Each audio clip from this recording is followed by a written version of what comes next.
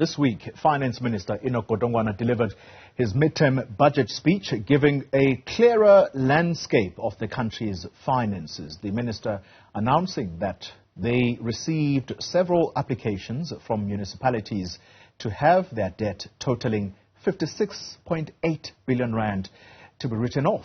Well, to give us an understanding of what this means for municipalities and how things are going to move forward is local government and revenue expert at Group Chief Advisor of Ntiyiso Consulting, Miyelani Holeni, who joins us in studio. Mr. Holeni, thank you very much. Thank you, Claude. Thank you very much.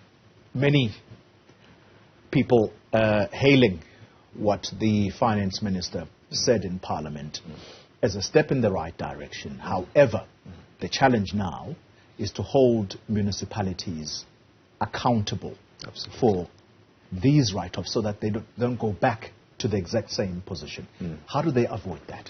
Well, I think, as you say, it's a welcome move from government, because as government, also looks at itself, because in supporting and making sure that municipalities function and they are not under a debt burden, as Eskom is, it means that they can provide more services. They can also free up their balance sheets to be able to raise more funding, for instance, for capital projects. Right. So in this case, I think municipalities, that accountability is crucial. But I think I'd like to unpack as well as we go along, why that debt, would build up to such an extent. But the one thing to do is that accountability now is put squarely on the doors of municipalities, but they also have to hold the consumer accountable, because there's a consumer who consumes electricity or water or any other services within municipalities. So municipalities, in as much as their accountability lies with them, they also have to hold that consumer responsible to be able to service the debt, because that is the money that comes through to be able to settle any other obligations, such as Eskom and other creditors that they have. I'm glad you mentioned the end consumer element to this, because half the time we lash the municipalities for not being able to collect revenue so that they are able to pay the current account to Eskom. Part of exactly what they are raising is that the amount of money we pay for us to get power from Eskom and then we distribute that power to the consumer, we don't get the same or possibly enough in revenue collection. Absolutely. How do municipalities get over that challenge? So I think, and I think the issue of terms, Eskom's terms are quite stringent. Some municipalities, or in some cases, are 14 days to settle that invoice as soon as it hits the desk of the chief financial officer or the municipal manager. And on the other side, the consumer has about 45 days, if you look at the process of collection, from statement to if they don't pay, to apply, send a letter to remind them, to apply credit control. So you can see the mismatch in terms of how municipalities would end up being under that sort of debt burden, because on the one side you have, call it 14 to 30 days. On the other side, the consumer enjoys about 45 days. So at times, I think that's how the debt, tends to increase, because some of those consumers, there's the milling accounts which just don't pay. So in municipal terms, I think we talk about four key type of archetypes of consumers. The non-payer pays you nothing, does nothing, whatever the case may be, deliberately or not deliberately. I think that's the important point. On the other side, you look at the infrequent payer who balances their account with other creditors, such as, the big retailers, so that they can enjoy some lovely goods. You also find the grudging payer who says, look, this bill, I know it's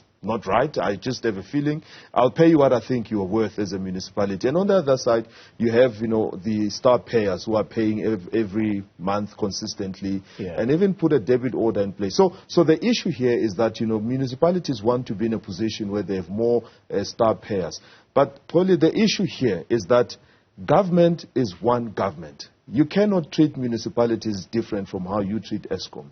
You can't treat, municipalities differently from how you would treat provincial government. Let me give you a practical sense. In Soweto, as Eskom supplies electricity, it also supplies electricity in parts of Sandton and other parts of the country where Eskom has got good industry and good paying clients whom they are servicing. on the one side, you sit with, for instance, a City Power or Egoruleni, whoever it is in this case. The municipalities have to buy electricity. They have to apply a margin. They have to then collect, from there on. But if Eskom is also playing in the same pool as municipalities, you find that, they are, taking care of, the customers who are paying, in some cases star payers and so on. But where the municipality loses the grip in terms of collections is the fact that Eskom does not have the means to do the credit control. And if they do the credit control by switching off and switching on of lights, it doesn't help the municipality. So if the municipality was at least had the jurisdiction to have all those customers being supplied by them, they would have the means to be able to at least enforce measures. So I think that accountability, as you put it forward, and the conditions that are being put on municipalities are bound to fail because you have a mixed, hybrid system within there. But even worse, the fact that, Eskom supplies in the same areas or same municipalities, there's a loss in terms of cross-subsidization. Electricity is one of the highest revenue earners, but it has now been outstripped by property rates, which is a fixed tax. And that, in itself, does not, speak to growth, but it speaks to compliance and so on. So I think that those are the dynamics which municipalities sit with. So why not unify the supply of electricity across the board? Why not take the distribution business of Eskom and make it the same business, or at least collaborate, or whichever way that, would make sense for the business of electricity, and to enable the collection so that you don't have a situation like this, because you will write off, but you could have the same situation building up in a different way. You make very good points. Final question to you. Time is the enemy here.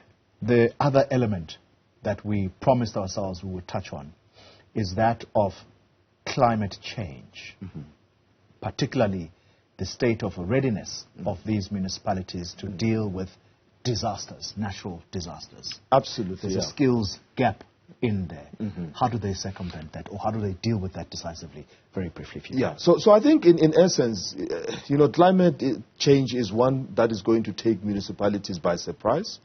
Yes, there's a climate bill which I'm informed is going through the parliament approval system. However, I think what needs to be looked at is, one, the response. It needs to be improved.